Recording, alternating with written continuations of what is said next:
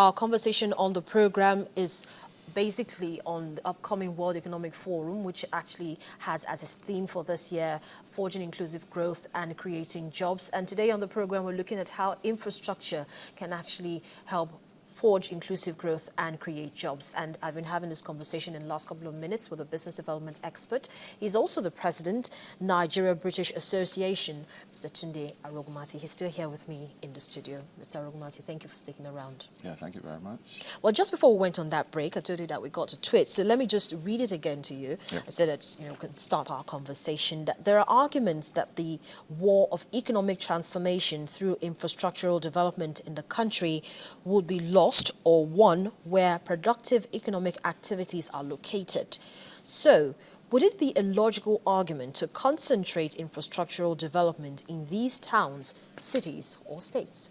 Well, that makes sense to the extent that, first and foremost, like I said, if the elements of infrastructural development all over the country was properly channeled, like I said, basically through local governments, there will be a basic level of development right round, right?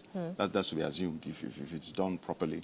Then, of course, when there's a specific need for heightened or specialized or a higher level of infrastructural development for economic reasons, it only makes sense that there should be that additional input or whatever you want to, input into that area to ensure that you get the infrastructure to support that. But the essence is that if you're talking about inclusivity, there must be a basic level all around, uniformly, so to speak. Okay. You can't do it exactly, but what I'm trying, so that this is exactly what's happening here. But the basic infrastructure needs of every region, every community, if it's like sorted out on a level at which there's a minimum level of activity, of infrastructural development activity, they will have that happening more uniformly. Then, of course, yes, it does make sense that in areas in which there's a need, you can heighten it either by special needs or by injection of special funds or whatever. Yes. Now, with the World Economic Forum Africa happening, we're going to have a lot of investors apart from the policymakers who are going to be there. We're going to have industrialists, we're going to have captains of industry, we're going to have members of organizations, attending. And then there's this issue of financial tightening in most markets across the world, especially in the US. Now, that's where a lot of people are actually putting their eye on. And so they're looking at the fact that I want to come and do business here. And I know that there are issues globally that I also have to be aware of. But then the funds are available, but the regulatory framework is not so sure. It's there, but they have issues with the implementation. And so my question is, with what we have, with what we are seeing now, will investors who are going to be at this forum be interested in bringing their money in? Well, to be very straightforward on that, Africa is the next real serious growth area in development. It's assumed that at least the majority of Africa will be growing at 5% or more, depending on how aggressively this takes place. Yes, you bring in their funds. What they want to see, what investors want to see, first and foremost, is that opportunity. And yes, they want to see a good regulatory environment. It now behoves on us to sit down and say, okay, this and this and this is what we're going to do. Now have a plan from here on. How we can channel it into our own economy. Exactly, how we can do. No, then, like you rightly pointed out, our regulatory framework, it is deficient. There's no hiding that. Well, if we do decide today that we're going to start changing it, give it a definite plan along the lines of what we're all talking about, this and this and this is going to be done. And especially the investor is here with you, he's telling you this is what he wants done, this is what he wants done, this is where he has problems. And I agree with him. That's the essence of they're not as formal as the interaction here. Yeah, it's formal, but it's more on a relationship basis, right? A relationship which is a step better than just talking along official channels. Here you are sitting with somebody telling you that, look, this is what I want this done, this done, this done. So it's left to you to sit down and say, okay, yes, we can do this within whatever, and sit down with the relevant advisors, the relevant people, and they agree to that and set a timeline, a plan. You see, the essence here is to find the challenges, at least according to what's here, develop an agenda, an action plan, and then ensure that it's done. That is the essence. That's how the World Economic Forum what works like. So it's not. You said there's been so much talk and whatever. If you follow the methodology to the letter, that's how it's done. We're going to come out with a challenge. We have challenges. Those are challenges you mentioned. Now we're going to work our agenda around them, right? And when we work those agenda, we're going to come to a plan. There's going to be a plan. This is what we agreed on doing. Okay, we're going to put timelines. If we agree that you meet your part of the deal, I meet mine, there's no problem. So it's very straightforward. So it's left for us to decide this is what we want to do, agree with these people that we're going to do this, and then go forward and ensure that it's done. That's it. Okay, so now, if we come up with an agenda, we come up with a timeline of the action plan we want to carry out, Yes. what kind of investment should the federal government begin to look at? Because you remember the Sovereign Wealth Fund that was actually set up, for the stabilization fund for the future, and then, of course, infrastructure fund. Now, for infrastructure, there's been this argument it's just 20%, and it's not enough, obviously. So, looking at that, with that in mind, rather, what kind of investment is actually needed to improve our infrastructure? Well, you first and foremost look at investments that will go directly into socially projects that will give a lot of more social relief to more people, right? We look at projects like you said, electricity, power is one, roads, they're all there, right? And also projects that will bring more retail, things that will bring more small businesses? Small business, yes, that will affect more small businesses, that will affect more. You have enough of these big things going on, right? And there's only so much to which a big company, and then we also have to start looking at relaxing, not just the size, but the control, because some of these corporations act practically like monopolies, which in itself is retrogressive to development on the long run. Yes, you have big trillion figures and everything, but then for every trillion, you're probably messing around 5 trillion maybe of smaller companies, competitors, and other shoot-offs. So, in other words, if attention is supposed to be given now, infrastructural development attention is supposed to be given now, it should be given to micro, small, and the informal sector before the medium to the large. Inclusivity, yes. So you want to include everybody, so make sure you include businesses that will include as many interests as possible, and that will reduce the stress on government. Government should not be providing jobs. It should be going through systems like this, processes like this, to make sure that they do develop as many businesses as possible. There'll be more employment if we have more viable SMEs operating. We have more viable social projects at the local governments all over the place. We have more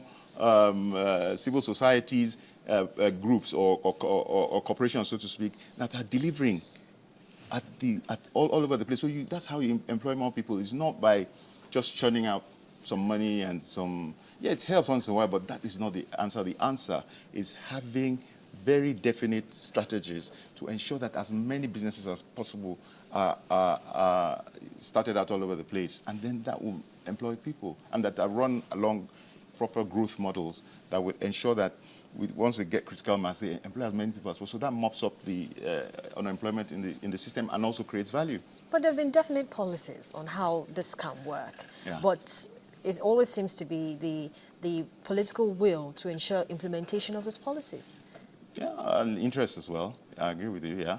So, going forward now, what and how should this be done in such a way that the policies, good as they are not just left only on paper, but we begin to see it. And, of course, when you begin to see it, that means the average Nigerian is beginning to see an improvement in terms of infrastructure that he feels or she feels are basic to him or her. Yeah, I think one way to look at it is the private sector should be a bit more involved in political enterprise. Let me put it that way, not in politics the way we know it, political enterprise, in making decisions, in influencing decisions, in making sure that things happen. You see, private sector tends to give its own, do what's best it can do, make money and get out of the system. That's not good enough. The private sector has the best intellectual property between private sector and academia. But the best intellectual property capacity. So you should also, there is a dearth of properly aggregated intellectual capacity in our political system. There is no doubt about that. It's not that I'm not saying that the politicians are not intellectually aware. They are. But there seems to be a tendency to to put that up, to push that to the side and do things the way we know best, which is the law of the whatever, or the survival of whatever. You understand what I'm saying? So once we insist that no, these are the principles we want to use and make sure it's done, and the private sector can do it. But if it looks beyond the essence of, I make my money, I make my clean profits and move out of the system, and then allow the whole thing to generally, every other thing can go to hell as long as I have a good road running into my building. All the other roads in the state or in the country can go to hell. That's not the way it's done. The way it's done is you ensure that, yes, having done that, then you now have your interests represented at the political level, at the highest intellectual level possible, and at the highest corporate level possible. So I think, you see, because most of the answers I could have given you are textbook answers that you can pick up from any book, but most of these things are practical things that should be done. When you say practical things, sorry. Like I, for instance, I should be a member of a political party, because at the end of the day, I should be able to say, okay, at my party, no, I don't agree to this, I don't agree to that. But everybody says, it's dirty, and we have to come back to that. Maybe we will have to look at situations whereby more political parties have to come and give those on ground a run for their money to run things the way they should be. We should be more of political animals than we are now, because we sit down in the comfort zones, and they are not so comfortable anymore, I dare say. They're not so comfortable anymore. Anybody can bust into your whatever now and take you out for so-called political reasons. But then, in terms of trying to be practical, the budget that has just been passed by the National Assembly, waiting for executive passage now, has more allocated for recurrent than for capital expenditure. Now, does that show in any way that there's a strong passion to actually address the infrastructure challenges like the government has been saying? Like I said earlier, we have the national conference going on. National conference will address that. Somebody just came up saying that the many people have come up saying the presidential system is expensive, we should chuck it. So why don't we look at other systems, not necessarily parliamentary? We look at the hybrid, we could look at something new, we look at something that works for us, that makes us, we shouldn't be spending that amount of money, let's face it. We've come to where we are today. I'm not allocating any fault to anybody, but there must be a change. If you're talking about transformation means change. So where we have to come, so if you even come to the budget again and looking at that from from a statistical or whatever point of view or financial point of view, let's look at the thinking behind that. Just what you said. Why should we be spending 70% on recurrent? Why? So what do? We cut down on what we have by restructuring ourselves. You understand? Restructuring the way we run our systems, our political systems, our business systems. Everything has to come. We have to have antitrust laws, like I said. We have to have so many things we have to consider if we want to get to where we're going. But we must, first and foremost, identify these things and then get them going. But like I said, we should all be involved. Well, thank you so much, Mr. Arugumati, for sharing your thoughts with us this morning on the program. It's been an interesting conversation. Thank you very much for having me. Well, I've been speaking with the business development expert and president of the Nigeria British Association, Mr. Tunde Arugumati, and we've been taking a look at how infrastructure can actually help forge inclusive growth and create jobs. Well, that's the theme for this year's World Economic Forum Africa, which is coming up in the Federal Capital Territory. It's coming up in May in the Federal Capital Territory, Abuja, and of course we're going to have policymakers, industrialists, capitalists, and of course members of civil organizations being part of the participants at that forum. And of course, Channels Television is going to be there, and we're bringing you live discussions and updates from the forum. But that's the program for today. But just before we go, it is a developing story. There's been another attack on the town, Wukari town, actually in Taraba State, and several people have been feared, killed, and the residents of the town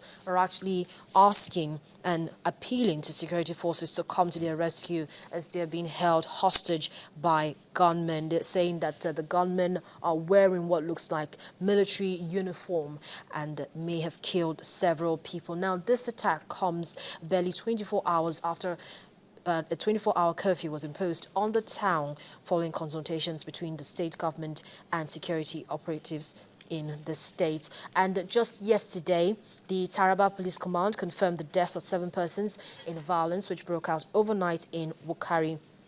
Although there's been a bit of uncertainty as regards the death toll, the police command in the state says about 7 people were killed, while eyewitness accounts suggest that the death toll is 15. Of course, we'll bring you more details of the story as we get them, but you can go to our website, channelstv.com, to get more on the story. And of course, watch us on m.channelstv.com and on youtube.com/channelsware. But that's Business Morning for today. Thank you so much for being a part of it. I'm Harriet Agbemi.